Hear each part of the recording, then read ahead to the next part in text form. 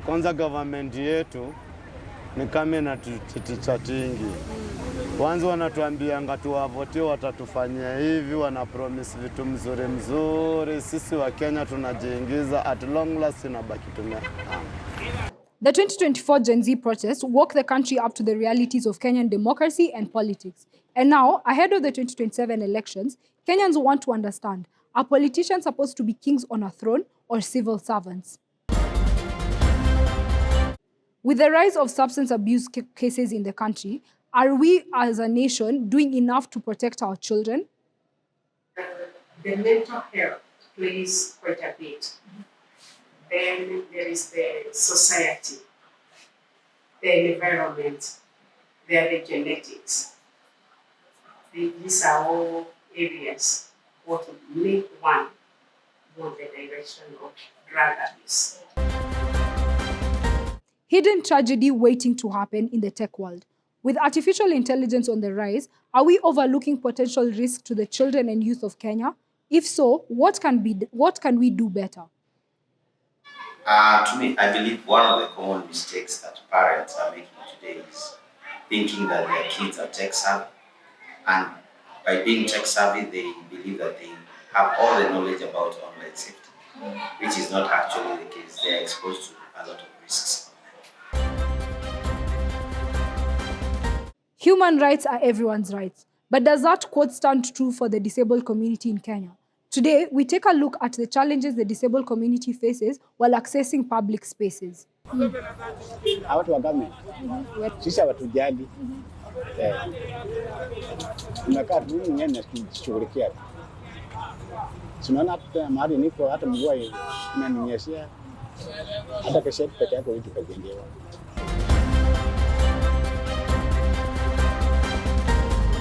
Greetings, ladies and gentlemen. Welcome to today's news program. I'm Catherine Mwendia, reporting live from Cmm TV's newsroom. This is Beyond the Headlines.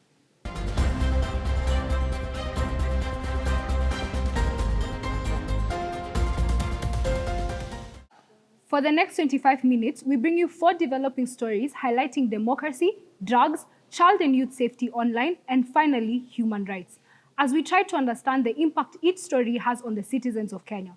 Stick around for more insight and feel free to join the conversation using our social media handles. On Facebook, we're CMM Newsroom, Twitter, CMM Beyond Headlines, and don't forget to use the hashtag Beyond the Headlines KE.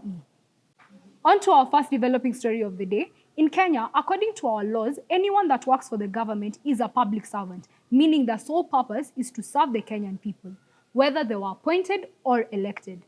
However, is that truly the case in Kenya? Are public officials truly serving the people of Kenya, or have they become money-hungry opportunists in their own right? CMM's correspondent, Sean Jenga, brings us more on this story. In 2024, we saw the biggest mass protest we have ever witnessed, led solely by Kenyan youth. Protests began due to the bias proposed 2024 finance bill, with youths uniting to fight against it and a common enemy, in this case, the government.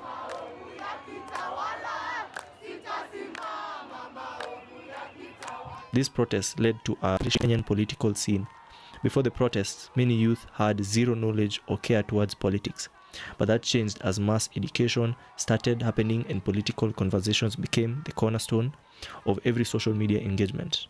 The rise of youth-led protests shows how Kenyans are taking charge of their own democratic rights. For example, in the Constitution, it says that we have a right to expression and freedom of expression.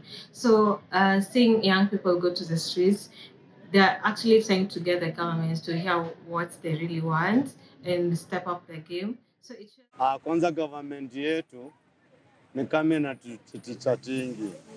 Kwanza wanatuambia tuwavote watatufanyia hivi, wanapromise vitu mzuri. Sisi wa Kenya tunajiingiza, at long last inabaki tumia. Unfortunately, this is our new reality. Now, I'm joined live by our correspondent, Sean Jenga. Sean, thank you for that eye-opening report. After covering this story, do you think that the Kenyan people have faith in the people that they have elected, or has that trust completely eroded? Thank you, Catherine. Honestly, faith in leadership is hanging by a thread. Many youths I spoke to expressed deep frustration over decades of broken promises. For example, one student at Desa University admitted they never even considered voting before the protest, believing the system was rigged in favor of self-serving politicians. However, these protests have ignited a sense of ownership. People are realizing that staying silent only allows the cycle to continue. That's such a significant shift, considering that the 2022 elections had the lowest voter turnout in 15 years, with only about 65 registered voters participating, and the youth making up nearly 40% of that total. Do you think that the newfound political engagement among the young people can be sustained through to 2027 and beyond? That's the big question, Catherine. The political conversations we are now seeing on social media, in universities, and even in rural communities are a strong indicator that something has changed. Civic education efforts, especially through platforms like TikTok and Twitter, are helping maintain the momentum. But to sustain it, we need ongoing engagement from leaders, transparency, and importantly, meaningful reforms that show the youth their participation matters. It sounds like Kenyans are ready for a new era of leadership, driven solely by service and not self-interest. Thank you, Sean. We'll definitely continue to monitor how this story evolves. On to our special report analysis on this story. No matter how helpless Kenyans feel, and no matter how disappointed they are by their leadership, they know they can never give up because a better tomorrow awaits and it's in their hands. In studio today, we're joined live by a special guest to shed more light on the issue of democracy in Kenya. Advocate Francis Mora, thank you for joining us today. Thank you for having me, Catherine. Mora, from the story we have just covered, we're looking at a country that has become way more politically aware because of the youth. Do you think that the democratic systems that currently exist in Kenya can match the push being delivered by them? The thing about the Kenyan democratic systems right now and our youth, particularly the Gen Z generation, is that currently, despite the fact that there are well-entrenched institutions that ensure that we have a democratic process, including electoral systems and electoral commissions, the same fall short of the expectation of the Kenyan youth. For instance, the first thing about the Kenyan institutions is that there is a problem with obtaining of identification documents, the identity card, which is a very critical element in towards any citizen participating in the electoral process. So identity cards are taking very long to be processed, and the costs of getting those identity cards is very expensive. And how can citizens defend and exercise their democratic rights building up to the 2027 elections and even after that? So there are several things that a citizen can do between now and the next election. For instance, you need to stay politically informed all the time. Ensure that you know what is happening. Ensure that you are aware of the kind of decisions that are being made within, by your leaders at any given point in time. Secondly, apart from being politically informed, you also need to be politically prepared. You need to ensure that you are properly registered. You need to ensure that, you have all you've been properly registered, your identification is quite okay, and that you have the ability to vote during the next election. Mora, as an advocate, from your understanding, is the judiciary strong enough to protect our democratic rights? Or are Gen Zs and the youth fighting a losing battle? The judiciary plays a critical role in any functional democracy, simply because it is the sole arm of government that actually interprets the laws. These include electoral laws, which form part of the democratic process. Now, the judiciary has, from time to time, stepped up in its role on protection of democracy, particularly when they deal with electoral disputes within timelines that are provided within the law, and ensuring that the Kenyan people get the leaders that they want. So the judiciary indeed plays a very critical role, and we can only hope that even in the next forthcoming cycles, the judiciary will equally continue playing this vital role of ensuring, the protection of democracy and the rule of law in general. Yes. As Kenyans, the best we can do right now as we wait for the 2027 elections is to stay aware, stay prepared, and stay informed. We must also continue to hold our government accountable so that there is no room for them to fold their arms thinking that we no longer care. Maura, thank you so much for joining us on our show today. We appreciate your time and in-depth analysis. It was a pleasure. Thank you for having me. Let's switch gears here. According to studies done by NACADA, substance abuse among the youth in Kenya is on the rise and turning into a crisis. Many attribute the rise to peer pressure, while others see it as an escape from economic, emotional, and mental hardships. Our correspondent, Zakaria Abbas, brings us more on this story. According to the National Authority for the Campaign Against Alcohol and Drug Abuse, NACADA, over 500,000 youth have fallen into drug dependency since 2020. A recent report by NACADA reveals a troubling increase in drug and substance abuse among university students in Kenya. The 2024 status of drug and substance abuse in Kenya universities reports show that 45% of students have tried at least one drug or substance in their lives. Currently, 26.6% of students are using substances like alcohol, tobacco, cannabis, and khat, along with newer drugs such as methamphetamine and codeine syrup. Alcohol is the most commonly used substance, with 87.3% availability, and 18.6% of students reported using it in the past month. Other substances include cigarettes at 64.4%, shisha at 41.2%, and vape electronic cigarettes at 31%. The youth, they never want to be left out. We want to fit in. And where are we fitting in? In the peer group. What are they doing? They are abusing drugs. So why should I be left out? That's the youth. So they just need an exposure to the right kind of group. The wrong exposure, they do things. Yeah. They will always give you a story. The first time I drank, the first time I smoked, I was in this, I was in the other one. What was it? I was the odd one out. Friends are the main source of drugs for 66.4% of students, followed by canteens and bars at 59.3% and students at 56%. Online purchases also contribute, with 39.4% of students buying drugs through websites or social media. The report raises serious health concerns, including addiction and mental health issues. Experts cite peer pressure, high unemployment rates, and poor mental health as key contributors to the problem. The mental health plays quite a bit. Then there is the society, the environment, there are the genetics. These are all areas what would make one go in the direction of drug abuse. For many youth, drug abuse has become an escape route from a reality that feels inescapable.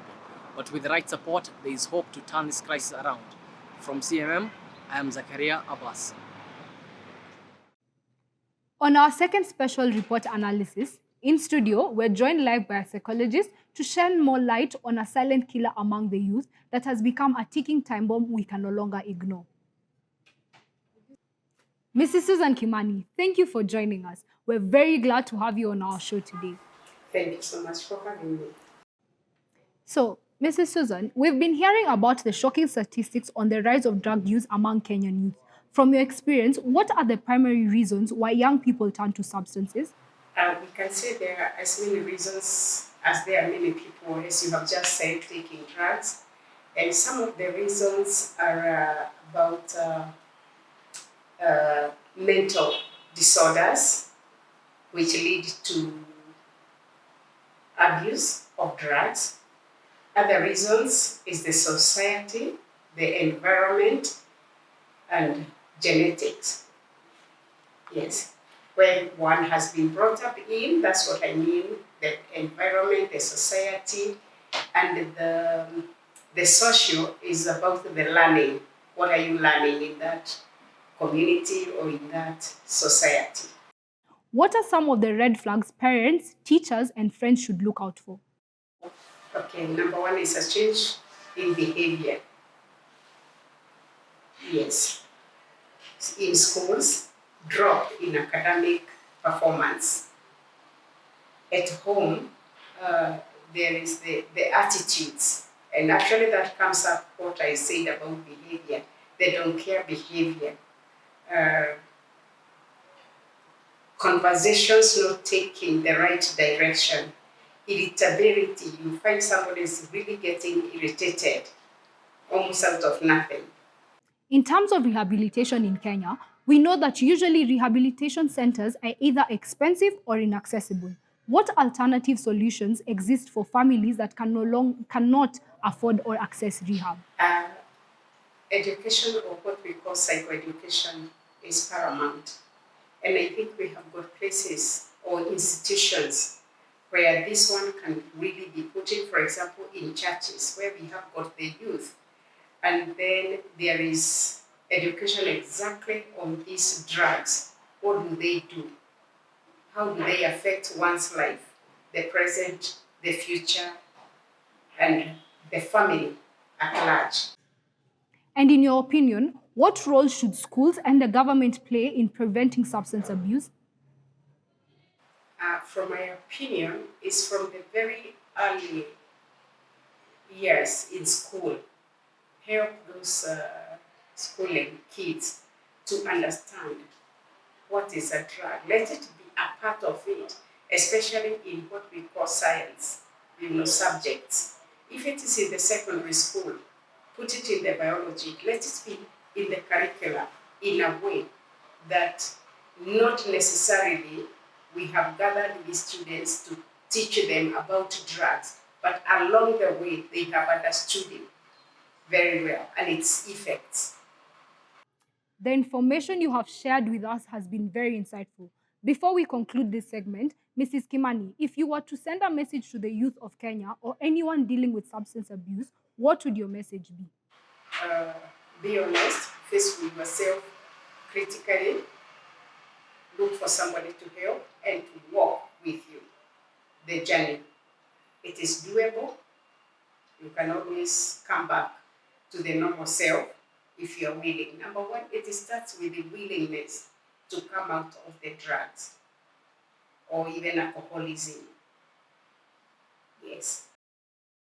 Coming up next, after the break, we look at child and youth safety online, specifically highlighting the dark side of AI and the risk it poses to the children and the youth of Kenya.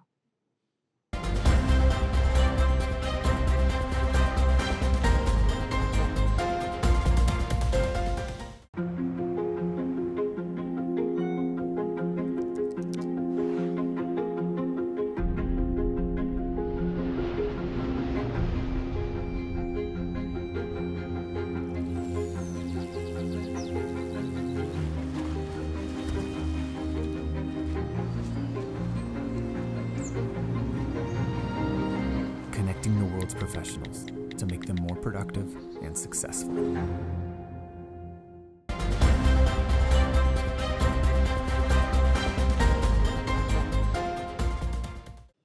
Welcome back to Beyond the Headlines. We're very glad to still have you with us. On to our third major developing story.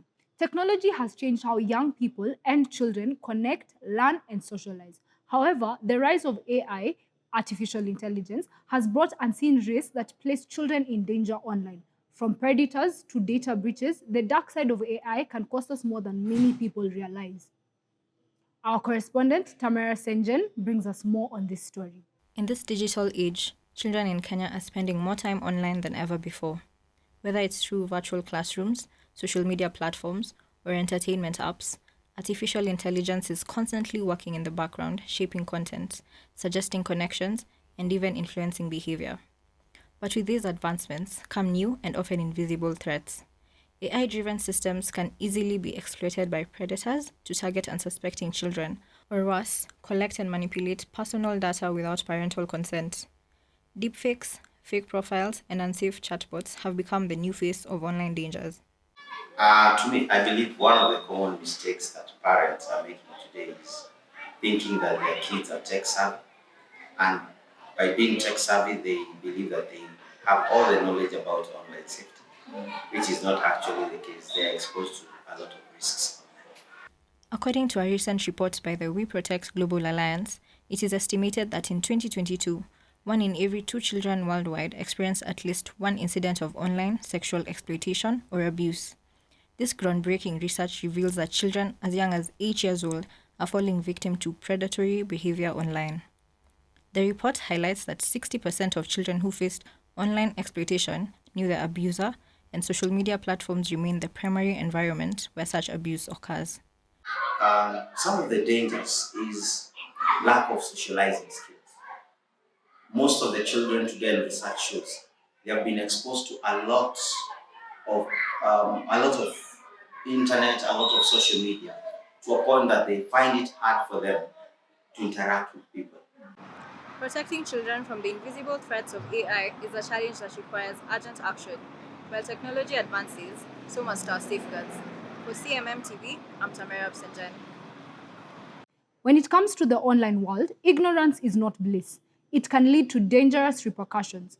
On our third special report analysis, we have a special guest with us today, an IT teacher at one of Kenya's prominent primary schools, joining us live to discuss child and youth safety online.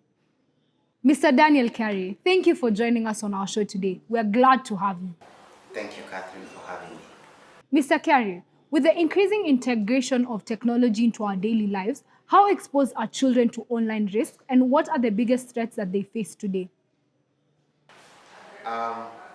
Technology is amazing, but if used wrongly, it can always have a very big impact on our children. The Kenyan child is exposed to a number of risks. One of them on the top of the list is cyberbullying. We have online predators, and I believe as we go on, we are going to expound more on all these risks that our children are facing online. Do you think that schools are adequately educating students about digital literacy and online safety? If not, what needs to change? Schools and the curriculum framework has tried a lot to incorporate digital literacy and online safety. However, a lot can be done. For instance, the curriculum that I teach, we have online safety in every level, starting from year 2 all the way to year 6. We have a topic on online safety. However, I believe there is much that can be done to not only teach digital literacy and online safety in ICT lessons, but we can take this even higher in guidance and counseling sessions and all the other subjects that may require to teach this subject. For guardians, what are some of the warning signs that a child may be engaging in unsafe online behavior or communicating with a predator? Thank you so much. One of the major risks that we always look for is withdrawal. A child who has been exposed a lot on cyberbullying and all these online threats tends to withdraw from the things that they make them happy. Do you think that Kenyan schools are prepared to handle cases of online exploitation? And what more can be done to offer support to victims in schools and at home? Thank you. Kenyan schools have not fully prepared for cyberbullying and everything that comes with it. So as a country, we need to invest a lot on the guidance and counseling department. We all know that one of the effects of cyberbullying, it affects the self-esteem of the victim. So one of the ways the government of Kenya can help is ensuring that we have an active guidance and counseling department in every school, every learning institution in the country. I know the questions have been endless, but I think I speak on behalf of all Kenyans when I say thank you, Mr. Carey, for sharing your valuable insights with us today. Clearly, online safety is a collective responsibility and should be taken more seriously for the betterment of our children's futures. Mr. Carey, once again, thank you for joining us today. Thank you, Catherine. I have enjoyed my stay with you here. Have a nice day. And now, on to our final developing story of the day. We always say that human rights are everyone's rights, and that human rights are the foundation of any just society. However, for many individuals with disabilities, public spaces remain inaccessible. Are we as a country doing enough to ensure equal rights for all? In this segment, we're examining the challenges faced by people with disabilities in Kenya. Our correspondent, Stacey Waithera, brings us more on this story. For many Kenyans living with disabilities, navigating public spaces is not just challenging, it's often impossible. From buildings without ramps to public transport without proper accessibility, the daily struggle is real. Despite Kenya's constitution guaranteeing equal rights for all, the reality on the ground tells a different story. Now, children with disabilities, especially physical disabilities, have the challenge of the fact that the facilities they use are meant for regular children. Regular children are those who can walk upstairs, they can go downstairs, they can jump over walls or over pavement. So children with disability may find it a bit difficult sometimes to maneuver their way in places where they don't have facilities that are tailored to suit their needs. According to a report by the United Disabled Persons of Kenya, only 20% of public buildings in the country meet minimum accessibility standards. This includes schools, hospitals, and government offices. The situation is further complicated by limited awareness and insufficient policy enforcement, leaving many citizens feeling excluded from society. Watu wa government, sisi hawatujali. Tumekaa tu mwenyewe na kushughulikia. Tunaona hata mahali niko hata mvua inaninyeshea. Hata kesho peke yako vitu kajengewa. For people with disabilities in Kenya, change cannot come soon enough. From better infrastructure to inclusive policies, the call for action is loud and clear. It's time for everyone to have equal access to the space we all share. When we think of human rights, we often think of three things: freedom, equality, and dignity. But as we have seen, for many Kenyans living with disabilities, these rights are still far from reality. From limited access to public buildings to inadequate transport options, countless challenges still persist. Today, on our final special report analysis segment, we aim to understand why these issues remain unresolved and what can be done to create more inclusivity in our communities. Live in studio today, we're joined by another special guest and an advocate of the High Court of Kenya, Stephen Mwangi. Mr. Stephen, thank you for joining us today on our show. I'm happy to be here. Mr. Stephen, allow me to indulge you more on this topic. Why do you think that Kenyans with disabilities still struggle to access public spaces?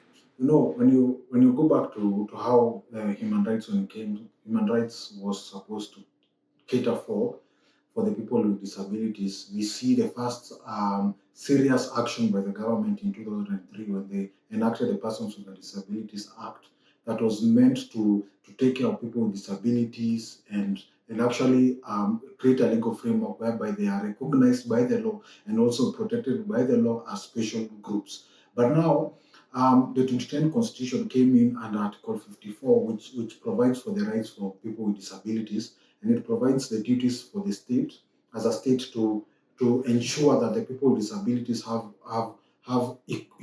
access to dignity, access to justice, access to opportunities that the state has to implement for them as people with disabilities to enjoy. With that in mind, and not just thinking about it from the government's perspective, how do we shift public attitudes towards inclusivity as they play a crucial role in actualizing this initiative?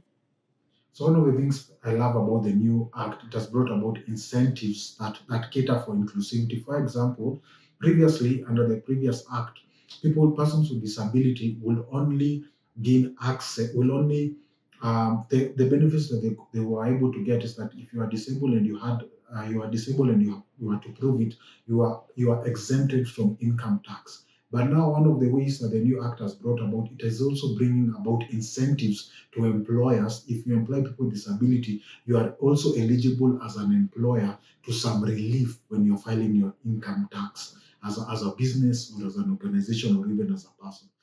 Wow. Thank you for taking your time to educate us on this topic, Mr. Stephen. I believe we all have a better understanding on what needs to be done to make life easier for Kenyans living with disabilities.